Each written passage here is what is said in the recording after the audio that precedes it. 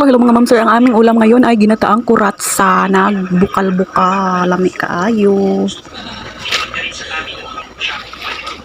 So, sarap.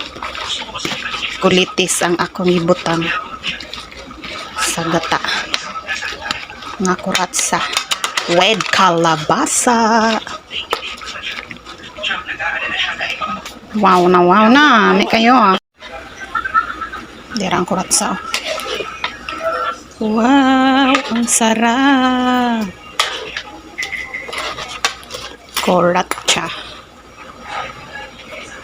Ito guys, kaya kasundan with Sprite, with ice, kalambe.